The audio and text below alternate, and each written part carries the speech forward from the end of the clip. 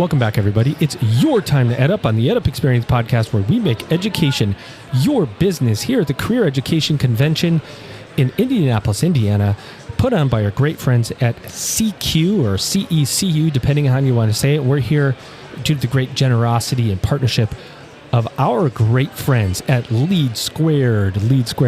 And I've got my guest co-host or co-pilot, depending on how you want to put it. Here he is.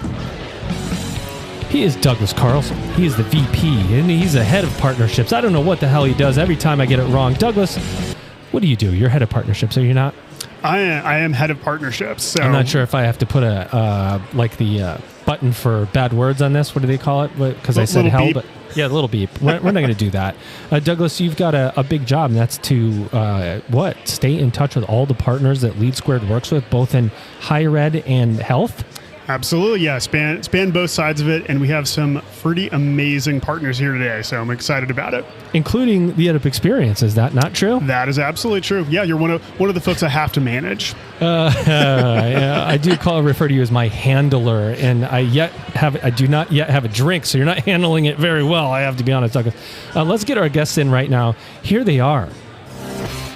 We've got Andrew Benson, he's VP of Operations, and Elizabeth Herron, she's VP of Sales and Solutions at Collegiate Admissions Retention Solutions, or CARS for short. How are you guys? Great. Eye of the Tiger. Own it. Well, we had to rename our company CARS because we're here in Indianapolis. So, normally we're just Collegiate Admission, but we're CARS today. Well played. Elizabeth, let's maybe start with you. Tell us about CARS and what you do, how you do it. Awesome. Thanks so much for having us. We're really excited to be here. We have been partnering with post-secondary institutions for about 30 years across the student life cycle, trying to break down hurdles that impact students' success in higher ed. So we do this by providing proactive multimodal contact campaigns where we're really partnering with the institutions to support their students from pre-enrollment through to graduation, financial aid, help desk. And so it's a partnering with the college to help them serve their student and make the student experience a more positive one. And we do this through amazing integrations. And Andy, take it away. Amazing. Yeah, so we actually integrate with every single client that we work with so that we are a fully transparent layer to the organization.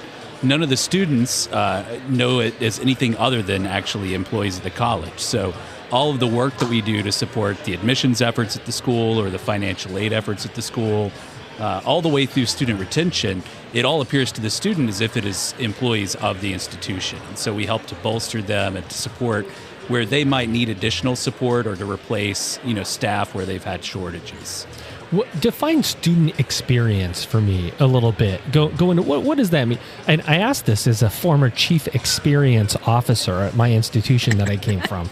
And every day I would go, okay, what counts as student experience? What doesn't? Seemed like everybody would go, all the students would go, you're the chief experience officer. I had a bad experience. Anyway, no one ever said, let me tell you how good that was. What do you mean by student experience? Give me some examples of that. Yeah, so from our perspective, anytime the student is interacting with the college, we want the experience, that interaction, to be as seamless and as frustrating free, like frictionless. Nice. I like that word. Do you have a little button for that? No, I don't. You can't do that to me. I wasn't ready. We remove friction. We remove hurdles that impede the students' movement through the cycle, and by making the students' passage from pre-enrollment to enrollment, to picking classes, to re-registering for classes, to seeking out resources they might need, like tutoring support, or if they have housing or food insecurity, directing them in the right direction, if they have technology issues. By partnering completely seamlessly with the institution, we can escalate issues that a student is having across departments. We're breaking down those silos, and we do that a lot with our IT integration. So it's not just being the college, like we're the student success coach or we're the financial aid help desk, but we integrate so seamlessly that we can actually see the notes the college is putting in their CRM, and they can see the notes we're putting in. Andy, could you explain that a little bit more? Yeah, so we typically use systems of API calls or of some kind of a point-to-point integration where we actually publish in real time the activity and the outcomes of those activities. with every prospective student. And so if Elizabeth, for example, is working at the financial aid office at the school and we've worked with that student, she's able to see the full context of the conversation we've had, in addition to anything that an employee of the school has had. And so it allows everyone to have that really robust support for those students and to see the full picture all in one place. And Douglas, I'll hand it to you, but I just want to make a quick comment. I feel like that what you said, Elizabeth, about frictionless is so important, right? We everything else we do is frictionless except for higher ed, right? Some of us probably called an Uber to get here or a Lyft. It was probably pretty easy for us to get to the hotel from the airport. When you booked your flight, you didn't need to call the airline. You just did it online and looked at all the times. In higher ed, it's not that easy. It's just not. And getting to that is very hard. Yeah. And you need help. Yeah. And to the extent that you can meet students where they are, you had made excellent points that the students of any age right now are utilizing multiple forms of technology to move through their day. And so by utilizing multiple ways to communicate with students, whether it's live chat, text, email, Slack, by meeting them where they are, you can make the experience feel more what they're used to, right? So that's also important. And what they expect. Yeah, what they expect and what they're seeking out, right? Yeah, I think to build on that, I think there's nothing more jarring for a student than they're used to Amazon-like experiences. They're used to Netflix-like experiences, and they show up to college thinking this is where they're going to get their education and advance in their career, and then it ain't like that. Are you kidding me? That can be pretty jarring. And I'm really curious from the car side, when schools or schools, universities, colleges are looking to partner with you, are they typically looking to replace services or add-on services or a combination of both? That's a great question. I think when we first meet with a prospective partner, we do some like pain point evaluation. Yeah. And so sometimes people perceive that their pain point is in one area when really it isn't there at all. So we kind of do like a holistic review of what's going on. Are people using self-help tools you already have, or are your self-help tools on your website so buried that people can't find them? We've deployed some live chat bots for some of our client institutions where they can get a lot more proactive with their self-help. So we kind of do a holistic evaluation of what they think is missing or what they think is not happening as smoothly as it could. So in some cases, we're adding like a student success team, or we're adding a financial aid help desk. In other cases, we're like helping put fingers in dikes where they have staffing shortages. Got it. Well, and I want to go down that road a little bit more because that seems... It's interesting. I hear that more and more. It's not only their staffing shortages, but it's really hard to hire the right and good talent, either geographically or even remotely. So I'm really curious just to get your thoughts on that. Yeah, it's definitely really difficult to recruit in today's age. For us, the difference is that we're able to operationalize all of these things where it's step by step and it's automatic. Yep. And so for all of our employees, the job is what they're doing all day long. Somebody in admissions might be entertaining appointments and everything if they're on campus, whereas our folks are on the phones, everything's popped up, everything's scripted where they're able to see the context of every conversation. And as they move through, they're assigning different dispositions that even determine the next time that person is called, if they need to be called again. And so for us, we're able to recruit people and keep them focused on one single task. It doesn't have to be the maverick that comes on campus, sure, is taking appointments now and going and packaging students tomorrow. It's somebody that's doing the same thing and fulfilling one role. One of the unique things about our company, though, is that we keep our individuals that we hire fresh because we offer such a variety of services. Yeah. So that we don't have someone only sitting doing admissions calls all day. They might spend a few hours supporting admissions, another time that might be supporting placement or career services. They might be working in retention or financial aid. So, is it hard to find people that can do all those different roles in higher ed? Because you'd have people who would argue, sit on the other side of the table and say, those are very different roles. You can't have the same person do that kind of stuff, can you, Elizabeth? You can train people to do just about anything, but with That's us, true. it's building blocks. Like someone comes in as admissions, then they get upskilled to these other areas, so we can put them in where we need education within education, as it were. Very well done. Retention in general is a hard business to be in right now. National Student Clearinghouse comes out, I think it was last week or a couple weeks ago, says the some college no credential population's up 2.9%. You have more adults going into higher ed, popping back out. I know that's also true of a lot of career colleges where it's just hard to keep people. What are some of the retention challenges that schools are dealing with that you guys are seeing? So interestingly enough, I did a workshop this morning on boosting retention. And when I polled the group this morning, they all shared that the single greatest cause for attrition for all their students is like conflicts with life schedule. Yikes! So, you work part-time or you have a family situation or your car breaks down and then you can't get to drop the daycare off. So and you have it, as you have traditional students, 18-year-olds, they have fewer life challenges. But when you get up into the older populations that are coming into these programs to get reskilled, to increase their position within an existing employer or to find a new occupational pathway, they have more they're juggling. Yeah, a lot of challenge. Douglas? So I want to kind of continue down that path because there's a lot of rhetoric around colleges can be saved because there's so many people out there that have some college but not all of it.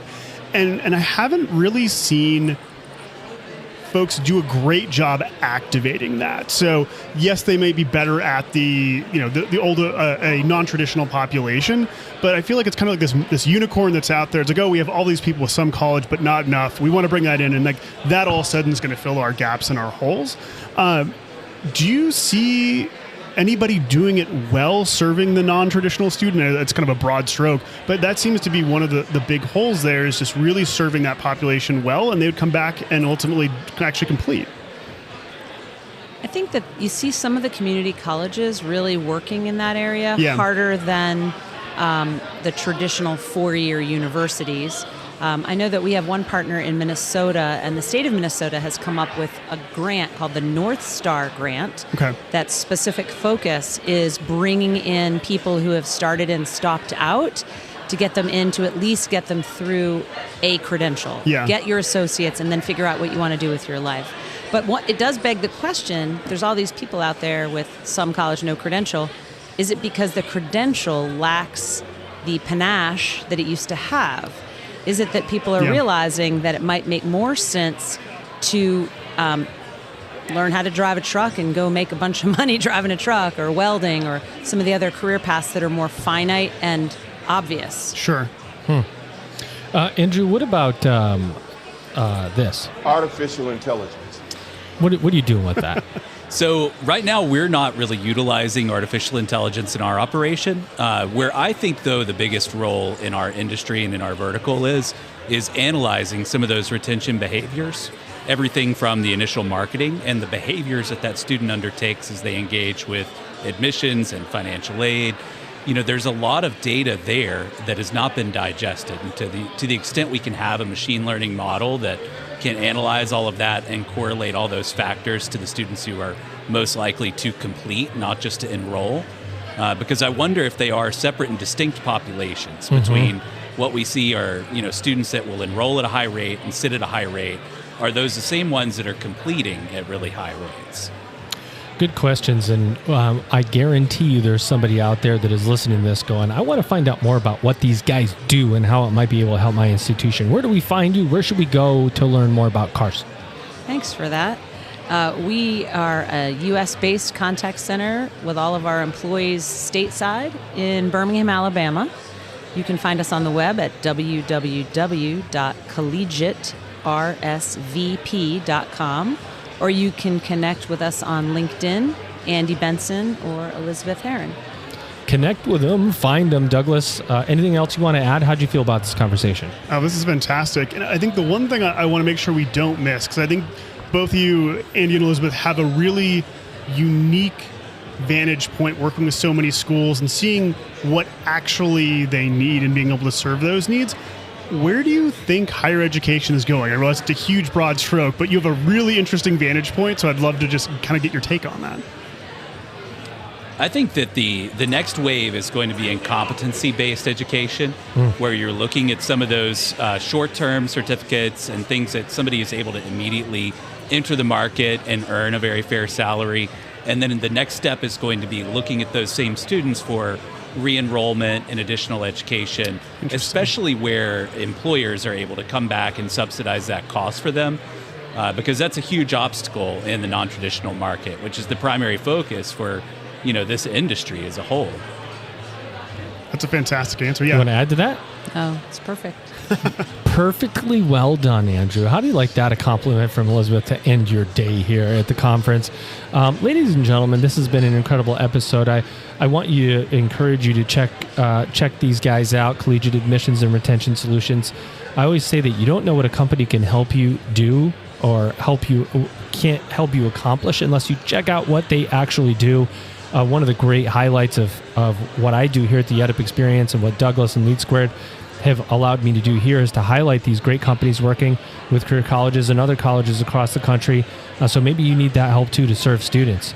First, let me outro my guest co-host. He's Douglas Carlson. He's the only one that gets this music. Douglas, how do you feel about our podcasting day today? Oh, this has been a lot of fun. It's a long day. It's an exhausting day, but I can't tell you how many good insights we had, so many good conversations we had. So I'm really excited to have finished this up with cars. And Andy, that was a great answer. So that's something to kind of take away. Ladies and gentlemen, our guests. He's Andrew Benson. He's VP of Operations. And Elizabeth Herron, she's VP of Sales and Solutions at Collegiate Admissions Retention Solutions, or CARS. Thank you for being here, you guys. You have a good time? Thank you. It was awesome. You had a good time? Great. All right, ladies and gentlemen, you've just EdUp'd.